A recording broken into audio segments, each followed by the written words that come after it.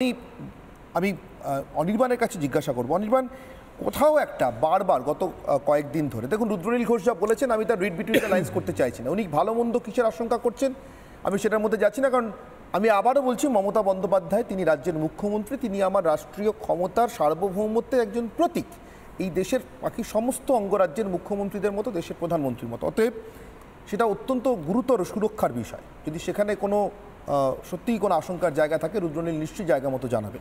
কিন্তু ক্ষমতার আশঙ্কা রয়েছে বা ক্ষমতার জন্যই এগুলো বারবার বলা হচ্ছে, এটা কিন্তু বারবার সামনে আসছে। সিদ্দিকুল্লাহ চৌধুরী যে বক্তব্যের কথা বললাম সেখানে তিনি বলছিলেন যে আমরা যা করেছি তৃণমূলের জন্য, তারপরে তাকে তিনি বলছেন তার তার কিছু ফেরত পায়নি এখন, বা তার যতটা পাওয়া দরকার ছিল ততটা পায়নি, এই কথা নবান্ন জানে। মানে তিনি দিয়েছেন রাজনৈতিক বা দলগতভাবে, তিনি ফেরত চাইছেন সরকারিভাবে। সরকারিভাবে তো একটাই জিনিস ফেরত পাওয়া যায় অনির্বাণ, ক্ষমতা। ক্ষমতা ছাড়া সরকার হয়? আমি নির্মলতার কথার একটা সূত্র ধরে শুরু করি। নির্মলতা বলছিলেন যে তৃণমূলের জয়ে, নির্বাচনের জয়ে মুসলমান সমাজের একটা বড় অংশ রয়েছে বা তাদের যোগদান রয়েছে ইত্যাদি ভূমিকা রয়েছে। কথাটি আমি পুরোপুরি অস্বীকারও করছি না, কিন্তু যে ইন্ডিকেশন রয়েছে সেটাকে আমি অস্বীকার করছি, যেটা হচ্ছে যে মুসলমান ভোটের কারণেই তৃণমূল বারবার জেতে, সেখানে হিন্দু ভোটার যদি এইভাবে আপনারা ভাগ করতে চান তো সেই সংখ্যাটা কম। স্পষ্ট ভাষায় বলা দরকার যে মালদা এবং মুর্শিদাবাদ এই দুটি জেলাতে তো মুসলমান মানুষের জনসংখ্যার নিরিখে তাদের শতাংশ সবচেয়ে বেশি, এবং এই দুটো জেলাতেই আপনি দেখবেন তৃণমূল কংগ্রেস তৈরি হওয়ার পরে, এমনকি ক্ষমতায় আসার পরেও এই দুটি জেলায় আসন জিততে কালঘাম ছুটে গেছে। এমনকি এই 2024-এর লোকসভাতেও মালদা জেলায় একটি আসনও তৃণমূল জিততে পারেনি, মুর্শিদাবাদে গিয়ে জিতেছে, তাও অধীর চৌধুরী বহু বছর পর এই হারলেন বলে জিতলো, আর বাকি জিতেছে আগে। কিন্তু বিধানসভার ক্ষেত্রে বা এমনকি পঞ্চায়েত বলুন, অন্যান্য লোকসভার নির্বাচনের ক্ষেত্রেও তৃণমূল কিন্তু এই দুটি জেলাতে মোটেই খুব ভালো ফল দীর্ঘদিন ধরেই করেনি। অতএব এই তৃণমূলের মোরাললেস 45% ভোট যদি আমি অ্যাভারেজে ধরতে চাই, তার 30%ই মুসলমান ভোট, ওইটা এন ব্লক তৃণমূলকে ভোট করছে, মাত্র 15% হিন্দু ভোট। এই যে প্রচারটা, এটা তথ্যগতভাবে সম্পূর্ণ অভ্রান্ত নয়, বরং আমি বলবো এখানে অনেক বেশি ব্যালেন্স রয়েছে। তৃণমূলের 45% ভোট, এক্স্যাক্ট পার্সেন্টেজ বুথ ভিত্তিক হিসাব করলে হয়তো বোঝা যাবে, তবু আমার ধারণা, এটা আমার ব্যক্তিগত ধারণা, কিছুটা ভুল হতেও পারে, 20%-এর খুব বেশি মুসলমান ভোট নয়, বাকি 25% মতোই হচ্ছেন অমুসলিম বা মূলত হিন্দু ভোট। অর্থাৎ হ্যাঁ 19.7, যাই আমি বলছি আমার আন্দাজ, যেটা মোটেই ওই 30% 15% এই ভাগটা নয়। অর্থাৎ তৃণমূল কংগ্রেস তার রাজনীতিটা কোনো নির্দিষ্ট ধর্মের সম্প্রদায়ের ওপর ভিত্তি করে করেন এবং সেটাই মানুষ তার অনুযায়ী ভোট দেন, এই প্রচারটা সম্পূর্ণ ভুল। এটা ডেটা বলছে, শুধু আমি বলছি না। দ্বিতীয়ত, তাহলে সিদ্দিকুল্লাহ চৌধুরীরা কি ফেরত চাইছেন? সিদ্দিকুল্লাহ চৌধুরী নির্দিষ্টভাবে তিনি জমিয়েতে উলেমায়ে হিন্দের নেতাও বটে, তিনি স্পেসিফিক কোন কনটেক্সটে কোন মঞ্চে দাঁড়িয়ে কিসের ভিত্তিতে কোন কথা বললেন তার সম্পূর্ণ এক্সপ্লেনেশন তিনি একা দিতে পারবেন। আমার চিন্তাটা অনেক বৃহত্তর জায়গায়, যে বিজেপির আগামী 2026-এর দিকে তাকিয়ে তৃণমূলের বিরুদ্ধে লড়ার মতো মোটামুটি আর কোনো তাস তাদের বাকি নেই, এই মুহূর্তে আর বাকি নেই। অতএব মমতা বন্দ্যোপাধ্যায় হোক, তৃণমূল কংগ্রেস হোক বা অন্যান্য রাজনৈতিক দল বা সিপিএমের ক্ষেত্রেও বলা যায় যে তাদের ভোট শতাংশ যদি 2-3% বেড়ে যায়, সেটা বিজেপির ঝুলি থেকেই কাটা যাবে এবং তাদের আসন সংখ্যা হু হু করে নেমে যেতে পারে।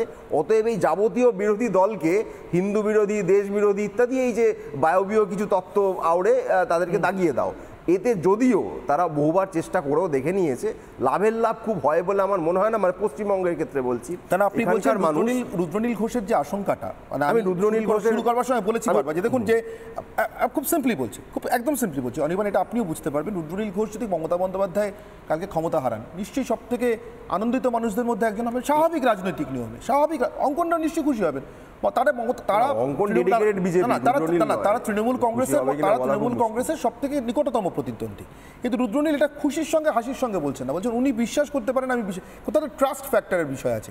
রুদ্রনীল তাহলে কি আশঙ্কা করছেন? কোন ভালো মন্দ? ভালো তো নয়, ভালো তো আশঙ্কা হয় না, মন্দের আশঙ্কা করছেন। আবারও বলি, সেই এক্সপ্লেনেশন রুদ্রনীল দিতে পারবেন, কিন্তু আমি বলছি যে রুদ্রনীল রাজনীতিবিদ হিসেবে তিনি আমার খাতায় অন্তত 0 পাবেন, অঙ্কন তার থেকে অনেক বেশি নম্বর পাবেন।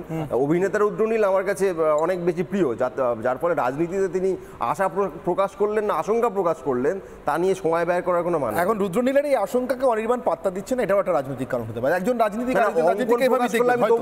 উত্তর দিতে পারেন। নির্মলবাবু আপনার কাছে আসবো,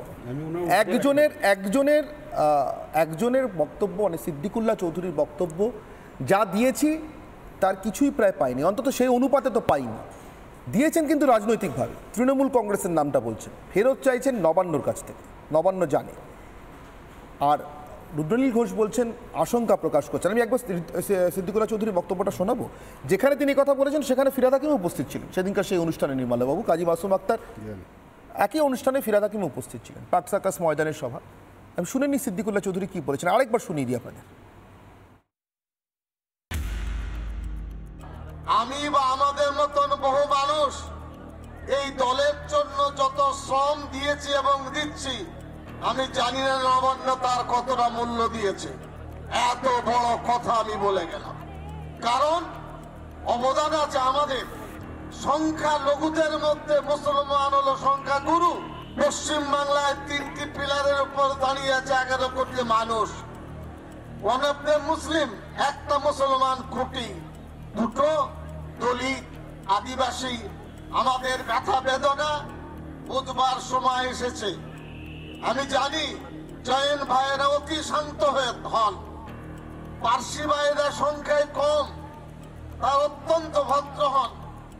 আমি জানি বুদ্ধিস্ট ভাইয়েরা রাস্তায় দাঁড়িয়ে মারামারি এবং সংঘাত করেন না, কিন্তু সেই মূল্যটা কে দেবে? সামনে দাঁড়িয়ে লড়েন মুসলিমরা, সেই মূল্যটাকে দেবে।